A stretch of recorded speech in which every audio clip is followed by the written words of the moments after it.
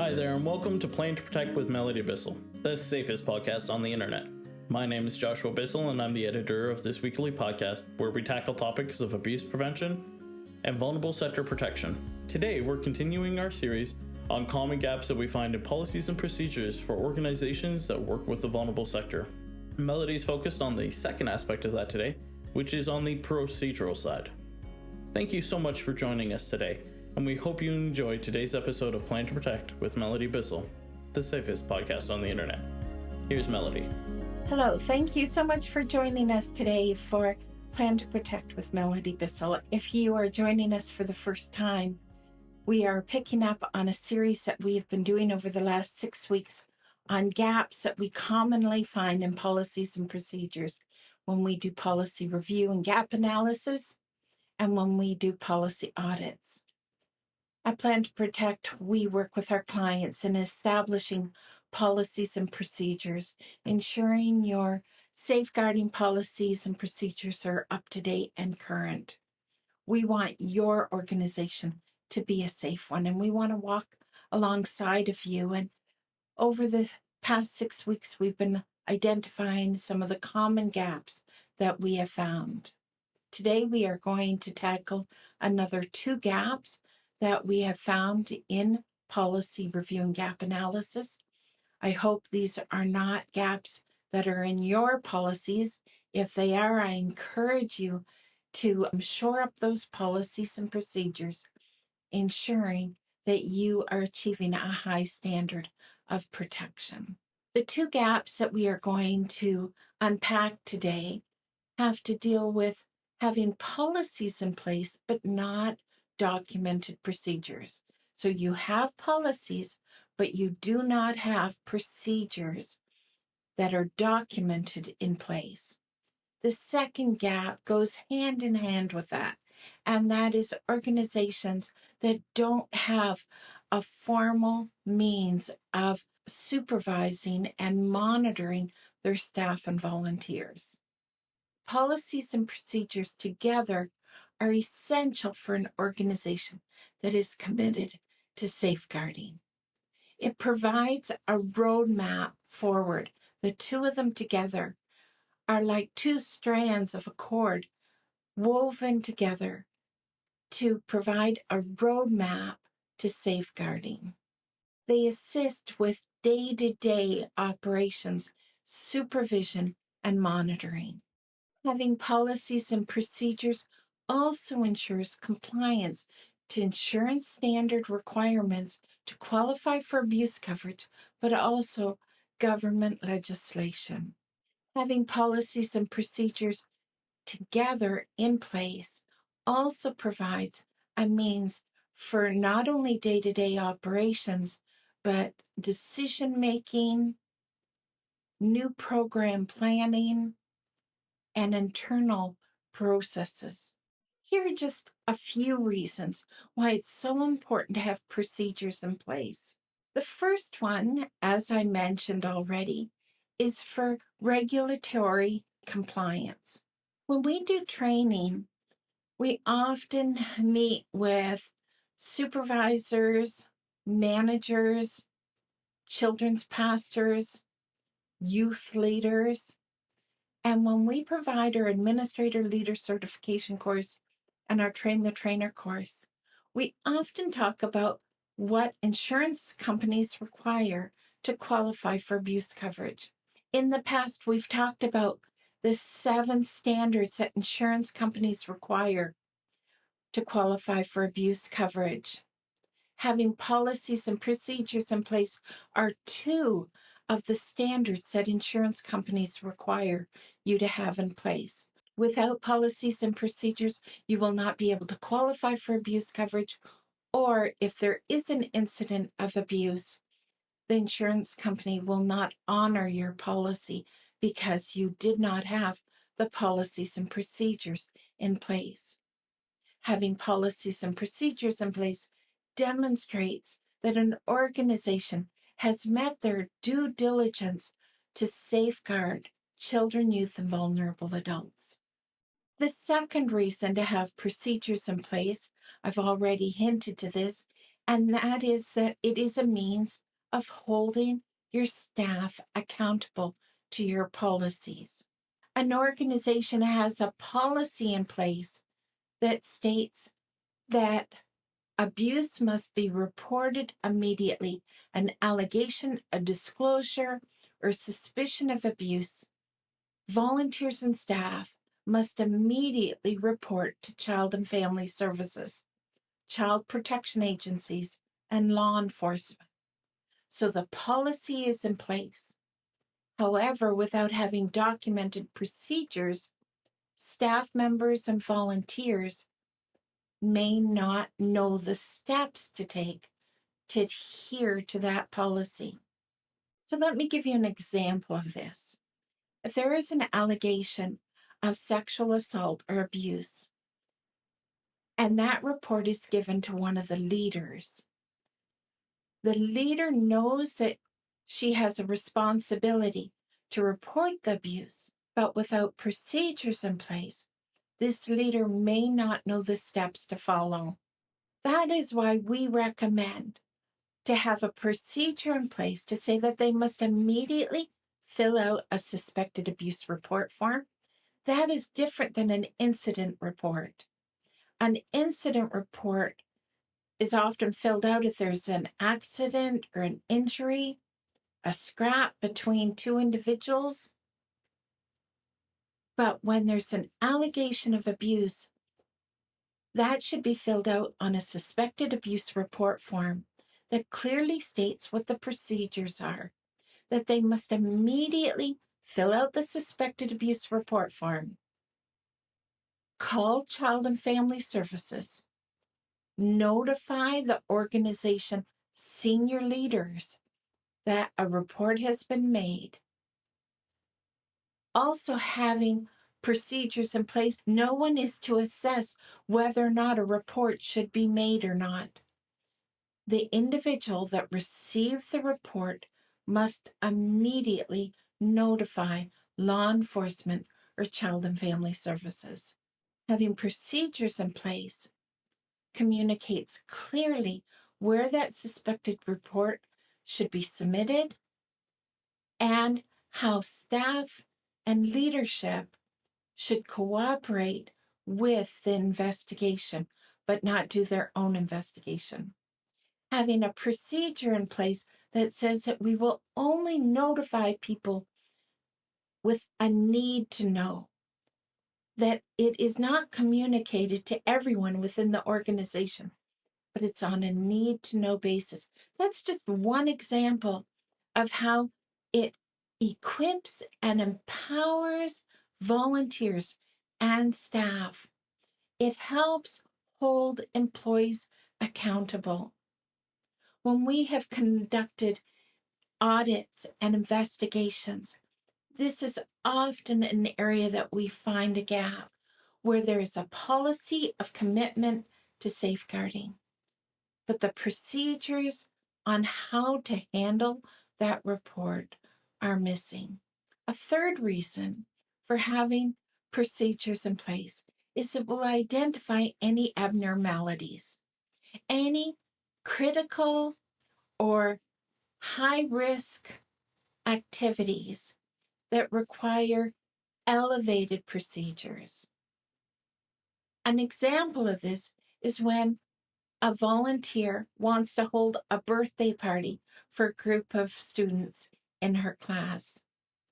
She wants to invite them all over to her home. However, there are no policies and procedures in place that address birthday parties. Can the volunteer hold a birthday party in her home? How should transportation be arranged? Can the children sleep over in the home and have a sleepover? Does she require special permission to hold the birthday party? What should the ratios be? What about other family members that are not screened and trained? All of a sudden, you begin to discover the abnormalities that are not addressed within an organization's policies.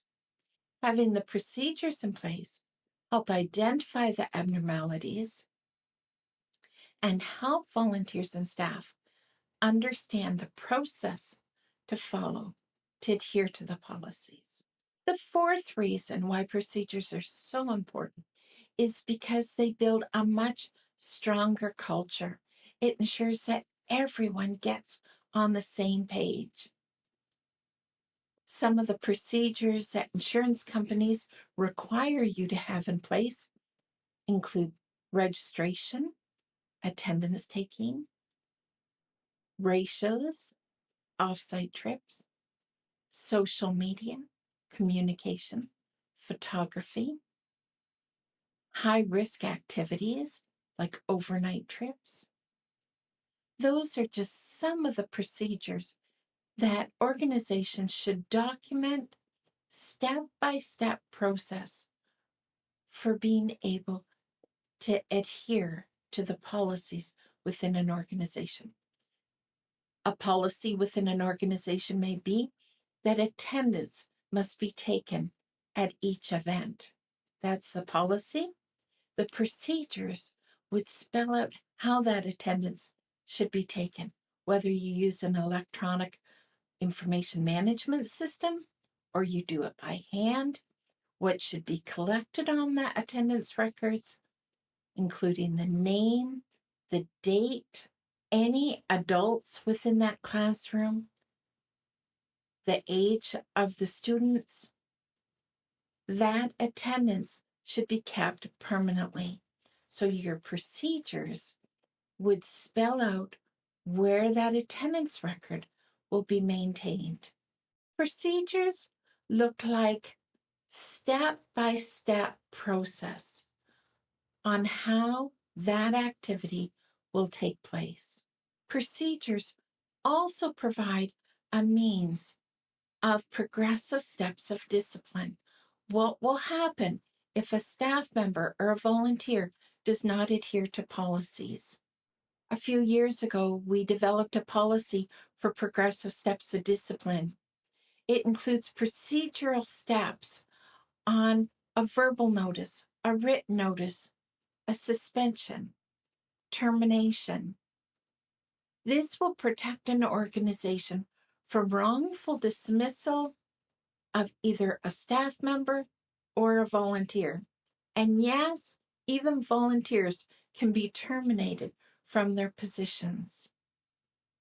If an organization feels that one of their volunteers or staff members have broken the code of conduct, having progressive steps and discipline in place will ensure that those steps have been taken to provide a warning, both verbal and written, a suspension, and then termination. It protects not only the staff members and the volunteers, but it also protects the organization if there's ever a lawsuit against wrongful termination. Hand in hand with this gap of not having procedures in place, only policies in place, is not providing supervision and monitoring to your staff and volunteers. I believe having policies and procedures in place provides a means of providing that supervision and monitoring. In a recent study, I found that many volunteer-based organizations never provide volunteer reviews for their volunteers. They may provide performance evaluations for their handful of staff members, but there's nothing on file to address whether or not volunteers are in the right place and position, whether there are any concerns about their engagement with the vulnerable sector. It's an opportunity to listen to the volunteer, raise any concerns that they have. But it also provides an organization a means of monitoring and supervising and providing feedback. Having those procedures in place helps you measure and inform volunteers of their compliance to policies. If you have a volunteer that works within youth programming and you know that they do off-site activities, having those procedures in place to ensure that they secured permission for the off-site trip, that they're only communicating with students within the parameters that you have given them permission to engage with the students, that provides you a means of monitoring and supervising those volunteers. We have found too often organizations that do not have procedures in place. And on our assessment, we discover that one of the weakest scores within their organization are providing supervision and monitoring of volunteers and staff.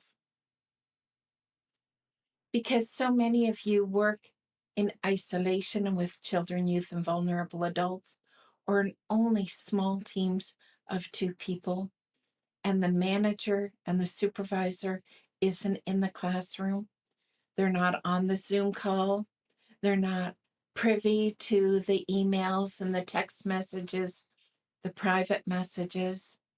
It is very difficult to monitor the activity of your staff and volunteers. I really want to encourage you to look at your policies, look at your procedures. Do you have everyone on the same page? Do you require permission to be granted prior to off-site trips, online engagement, communicating by social media, taking photographs? All those should be clearly spelled out in your procedures. And once they are, then you have a means of monitoring and supervising your staff and your volunteers. Without those, our children, our youth, and our vulnerable adults are even more vulnerable. Too often we hear about sexual assault, discrimination, harassment, abuse, misconduct. Please shore up your policies and procedures. This is not a laughing matter. Ensure your staff and volunteers are following those policies and procedures. Yes, policies are very important, but the adherence and compliance to those policies is even more critical. So how do you know if these are gaps within your policies? Once again, I want to encourage you to go to your policies and procedures, go to your documentation, and see if these are gaps within your organization. If you don't know where to begin, don't hesitate to reach out to us at info@plantprotect.com. We are thought leaders in this arena. You don't have to do it alone. We are here to help you through either a policy review and gap analysis, or a policy audit, an investigation. We are here to help you shore up your policies and procedures and help you achieve that high standard of protection. Thank you for joining us. Next week, we will tackle our last 2 gaps that we find. Have a great week. Take care, everyone. Bye.